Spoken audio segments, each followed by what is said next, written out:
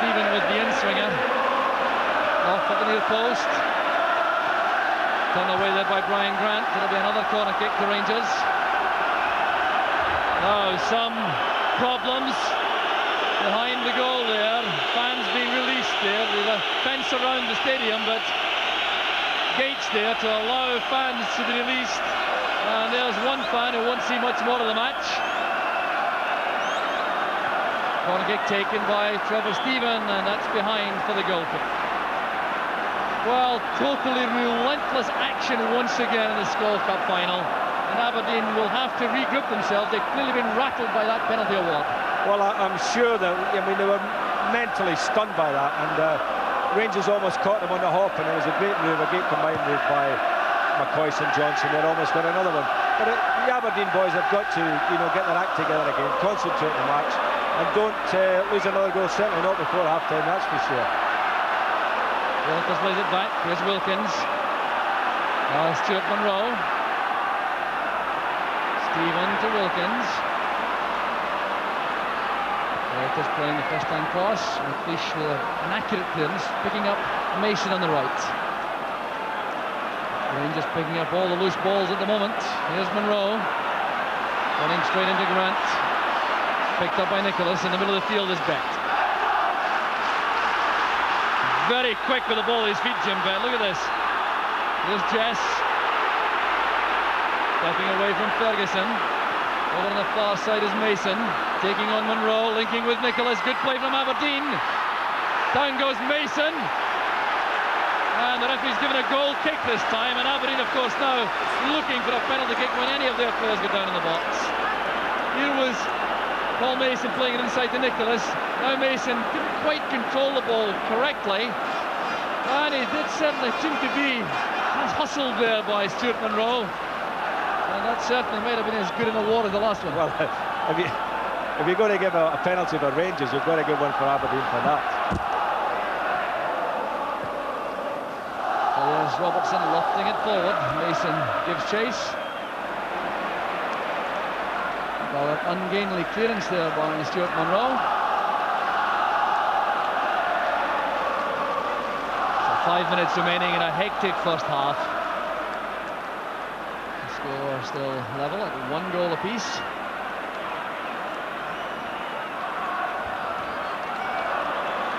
There's Jess, he was held there. The jersey was held by Goff. Free kick to Aberdeen. They've already shown how dangerous they are from these set pieces around the box. Another opportunity presents itself now, and Willie Miller is there to take advantage with Alec McLeish.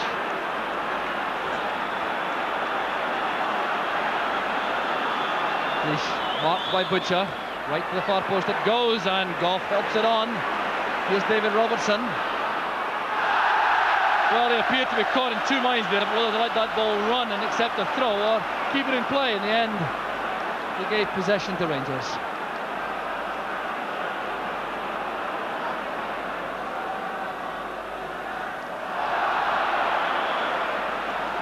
Bit of pushing there, and a free kick to Rangers.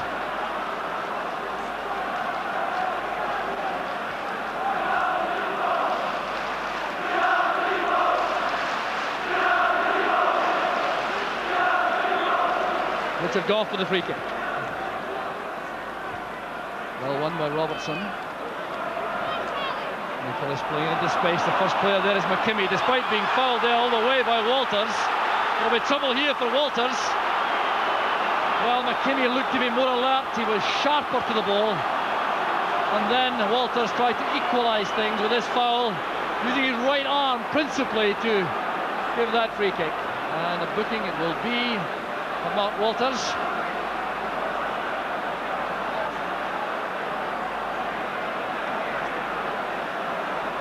Well, a long lecture there, and Mark Walters still has plenty to say, perhaps suggesting it's his first foul of the match, but nevertheless he's booked.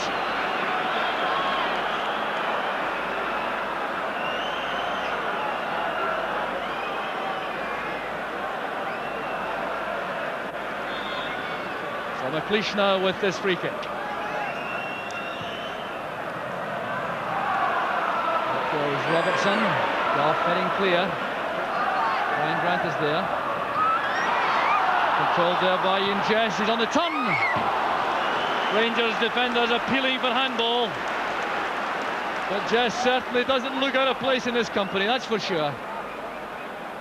Controlling the ball there, turning, looking for the shooting chance, keeping it low and just wide of the post.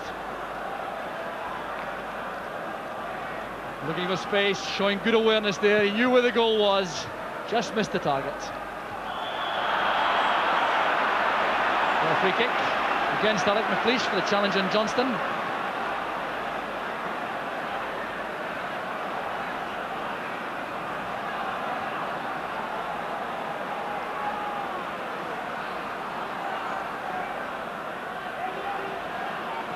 Goff with the free kick. McLeish winning it in commanding fashion. Back with Gary Stevens. The face of the crossbar. What an incredible shot that was from Stevens. Rangers still pressing forward toward the half-time whistle, looking for the lead. Willie Miller's header. Here's McKimmie.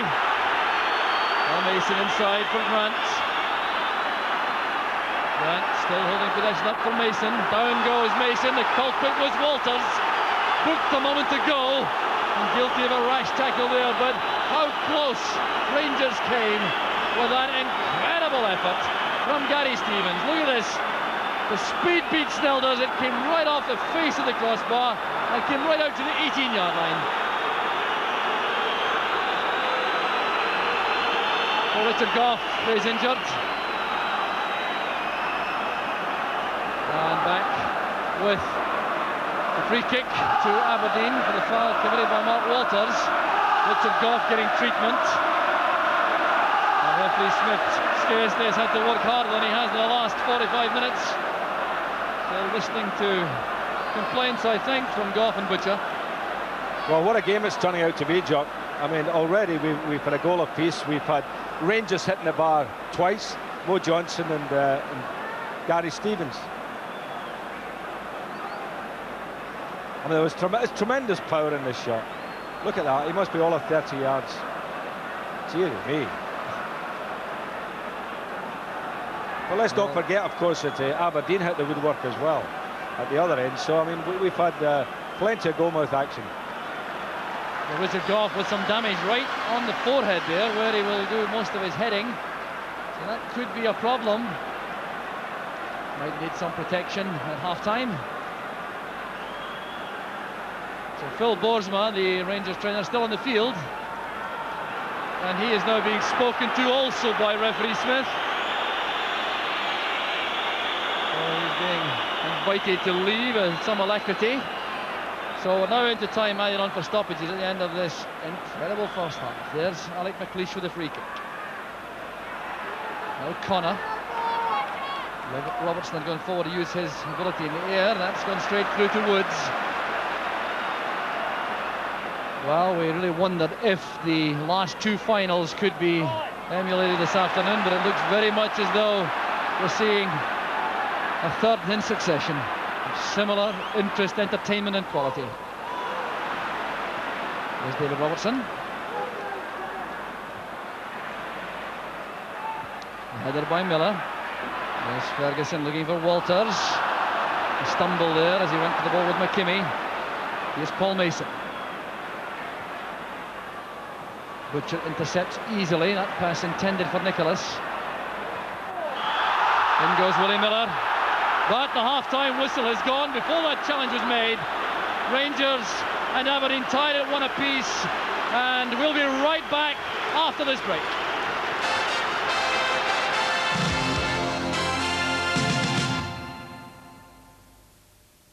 Imagine the English trying to improve the ultimate service for the Flying Scot. Right, improvements. Punctuality. Go! Pathetic. And for the night service, sir? Can we at least try to make the poor devils more comfortable? Real sheepskin, sir. A little tricky at first, but... Poppycock. Watch and learn. Punctual. All-weather landing. Excellent service. Diamond service. Only from British Midland. I told you he wouldn't like the dog. Get on the ball with the Daily Record. Read Alec Cameron's big match report tomorrow in the paper that's Scotland's #1. Don't miss Cameron's candid comments, only in tomorrow's Daily Record. For certain individuals, there's only one way to go. The Ibiza from Seat. Go your own way. Meticulous German engineering. Go your own way. Extra high-tech spec. All from £5,099. The Ibiza. Go your own way. Go your own way. Seat. Volkswagen Group.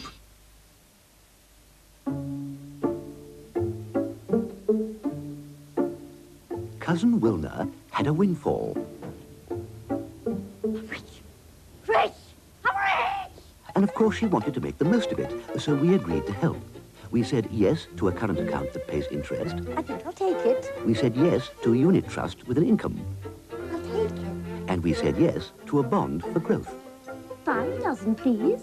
Currently, we manage over £1.5 billion worth of unit trusts and help nearly 3 million savers, more, in fact, than any other bank. If you want to make the most of your money, the answer's TESB.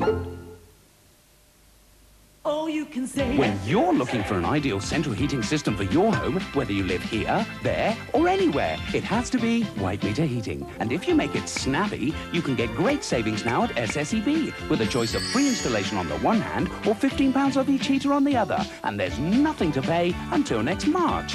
And make a point of asking about our other special money-saving offers when you choose all-round comfort and all-round savings with White Meter Heating at SSEB now. There's always an alternative. This is a rule. To prove it, here's alternative breakdancing. Here's the alternative zebra crossing. Here's the alternative portable hi-fi. And here is the exception.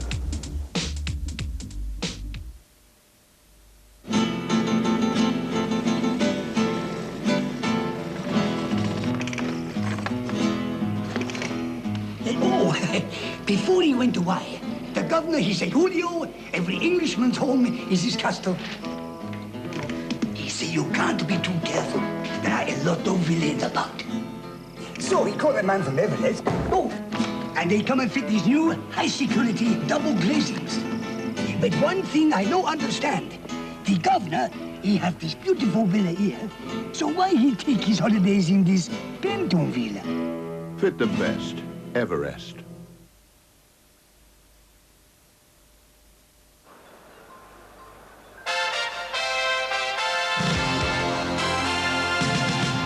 Well, welcome back to Hampden Park. 1-1 at half-time. Andy Gray and I are literally out of breath. What a first half, Andy. Well, we wondered if they could do it again, and by heck, they're certainly serving up another showpiece here. Magnificent stuff. And yet both teams have scored when the other team was in top. And Sure. Rangers started for 20 minutes as if they were going to steamroll Aberdeen, and Aberdeen got the goal, kept in control of the game for 10 minutes, and then Rangers scored when Aberdeen had control of the game. But it's been fabulous stuff from Well, start to let's finish. look at some of the key incidents then from the first half, Andy.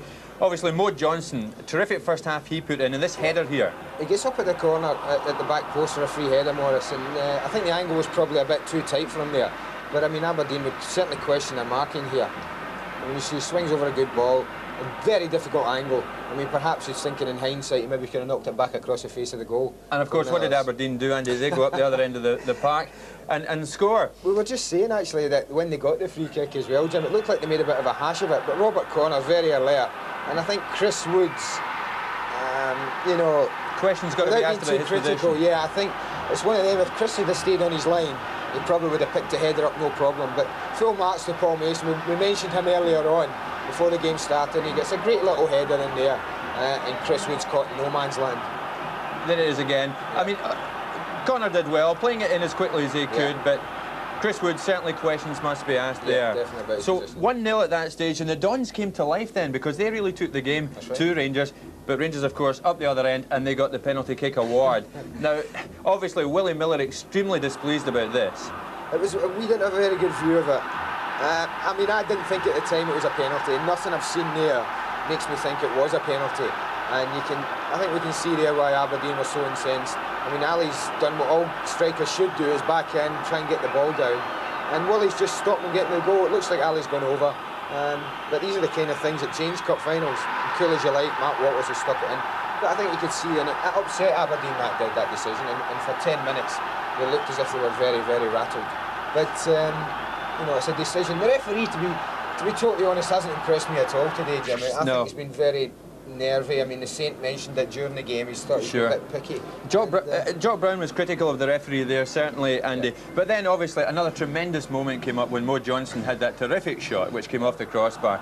I mean, he has had a terrific first half, hasn't he? McCoist does ever so well here and turns Alec McLeish 2 or 3 times, lays it off there. Morris must think that's gone in.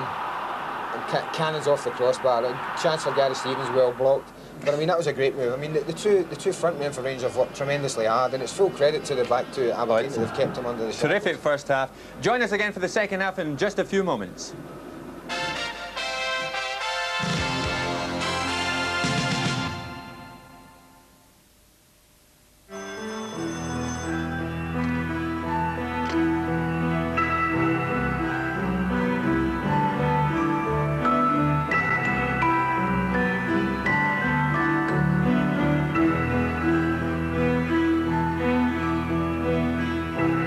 Life is full of decisions, some of the head, some of the heart.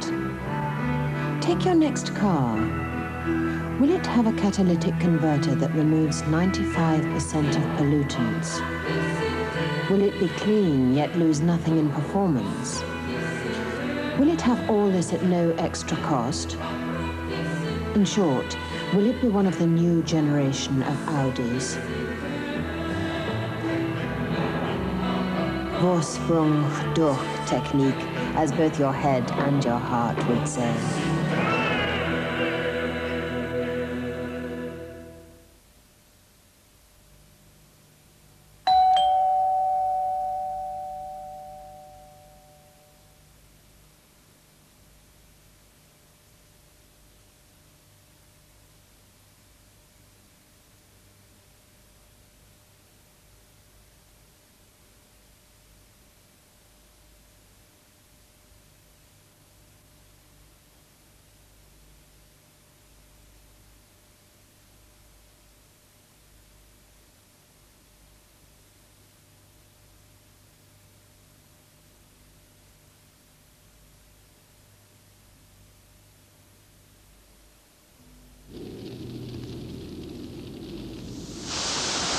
Every year, hundreds of thousands of car engines wear out prematurely. And every year, a contributory cause can be the choice of oil.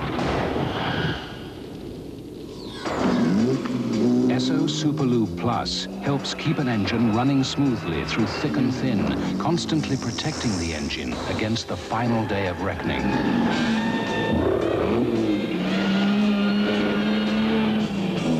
Esso Superlube Plus. No other oil does more to keep your engine running the way it should. With the C.R. Smith Homemaker plan, there's nothing to pay for 5 months. And if you order now, you can get a massive 50% off. But you must free phone C.R. Smith before October 31st.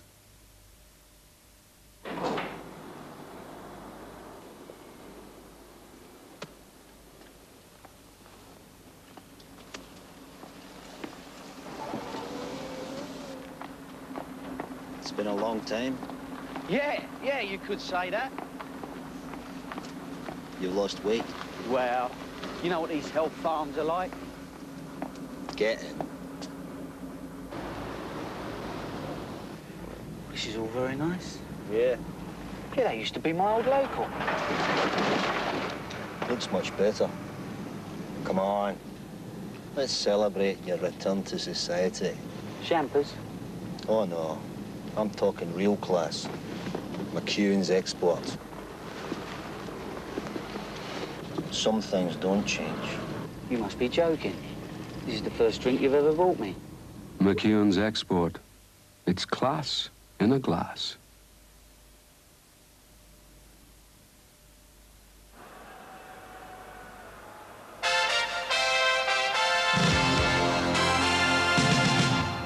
Welcome back to Hampden Park. 1-1, of course, a half-time score. Andy, the last chance of the first half fell to Rangers, but if you could call it a chance, I mean, a terrific strike from Gary Stevens, wasn't it? Tremendous. It must have been all of 30 yards.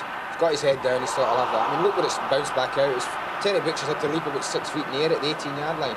But that, to beat Theo Snelders, who's a big guy, completely, who's a huge lad from that range, it must have been a hell of a shot. OK, I mean, the big question, how do you see it going in the second half? I think it went much the same. I mean, I think Rangers have dominated in general, but Aberdeen, I'm sure, have decided that they'll soak up as much pressure as they can because that's their strength in defence, and they'll look to catch Rangers on the break with the pace of Jim Bett, Paul Mason and the young lad Jess. I'm sure it'll be more of the same, and if we have more of the same excitement, we'll all be well happy. OK, Andy, well, let's now go to Ian St John, who's up in the commentary position with Jock Brown. Ian, your impressions of the first half there?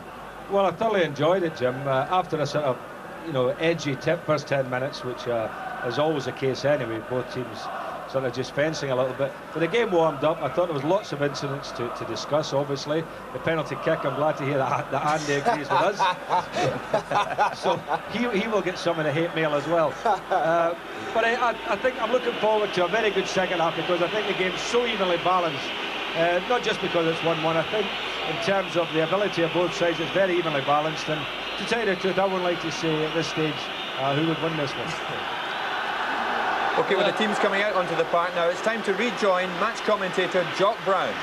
Thank you, Jim. Yes, the Aberdeen team out first, and the Rangers players now arriving. Looking closely around the sets of players. You see the damage done in the first half to Richard Gough has been patched up at half-time. They clearly had to protect that forehead injury, and that certainly has now been cushioned.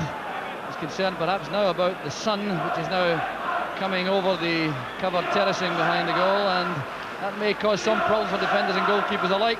No changes, though, in either lineup. The Aberdeen side have in reserve Willem van der Ark and Brian Irvine, and Rangers have Ian McCall and John Brown. There's one of the most controversial figures of the first half, the referee George Smith, coming out to start the second half. They administered 3 bookings to Robert Connor and Alec McLeish of Aberdeen and to Mark Walter of Rangers in the first half, so they'll have to be careful. So checking the watch, and the match is back underway. So McCoist going forward for Rangers. Here's Trevor Stephen and Wilkins. Stevens looking for McCoist, in goes David Robertson, and here's some space for Aberdeen to exploit with Ian Jess trying to pass toward Charlie Nicholas, and the referee has given a free kick for obstruction on Nicholas. Gary Stevens shielding his eyes against the sun. Very awkward sun for the moment for the defenders. In fact, it's not in the goalmouth area quite so much, so the goalkeepers may escape the worst of it. Chris Woods in particular. Here's Brian Grant and McKimmie. McLeish helps it on. Stuart Monroe being left to his own devices by Chris Woods. Would have told him to play the ball to safety, so a throw it is to Aberdeen. Mason turning away from Monroe, but guilty of a push to win that advantage, so a free kick is given to Rangers right on the goal line.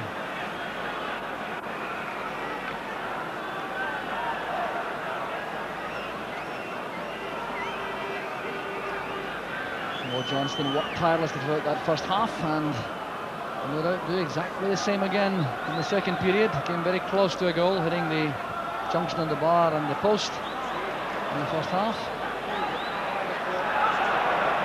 Johnston to Walters. Good tackle that by McKimmie. There's Monroe. The high ball beats McLeish, and McCoy's tried to set it up for Walters.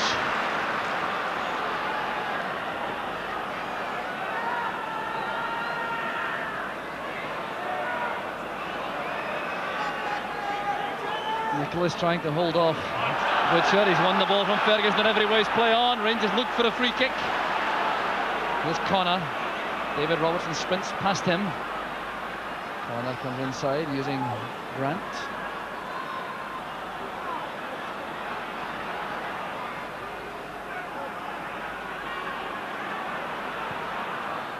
Accurate ball finds Mason. Coming in from the right is Jim Bett. This is great play from Aberdeen. And fine goalkeeping by Woods. He kept the ball in play, preventing a corner kick. Disappointing finish to that splendid move there from Jim Bett. It was a tremendous move, marvellous play, a lovely ball by Mason. Actually, I thought Jim Bett had to knock the ball square there rather than have a go himself. Perhaps regrets the first touch. It wasn't quite what he intended, I don't think.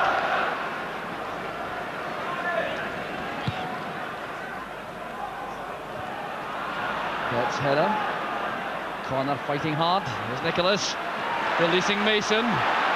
Woods again changing his mind. There's Mason. He couldn't pull the ball back across the face of the goal.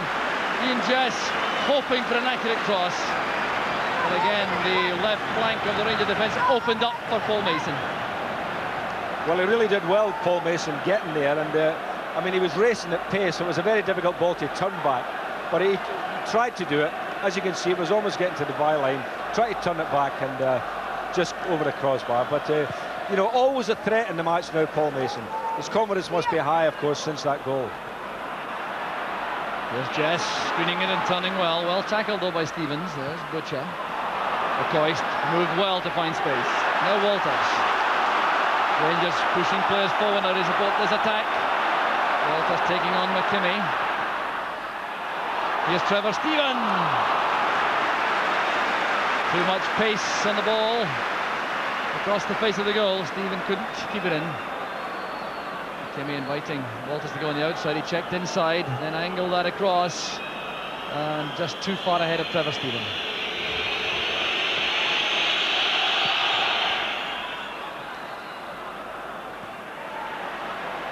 Breaks for Grant. Jess stands on the ball, but it's picked up there by Brian Grant.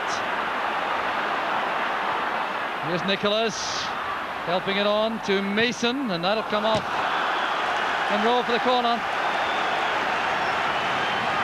So Aberdeen certainly starting the second half in impressive fashion. Jim Bett, a key figure in the middle of their build-up. McLeish now comes forward.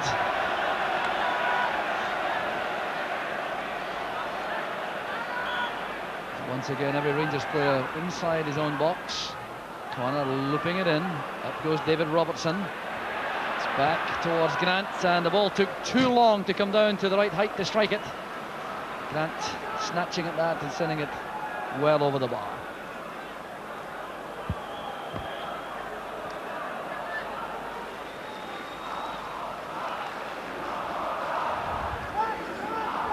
So the wind has been swirling in gusts around the stadium. Now it's behind Aberdeen for the moment. It certainly helps their shooting chances around the box. McLeish playing it forward. In goes Butcher. Ferguson to Wilkins. Well, that was intended, I think, for Mark Walters.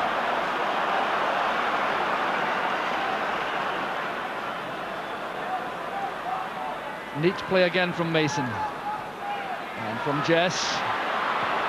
Well tackled by Butcher. Here's Jim Bett, the great chance for the cross.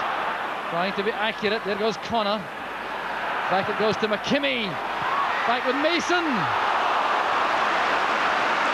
Well, he'll regret that, all right. He took that with his left foot. It was an upwardly spinning ball, which he fails to control here. It was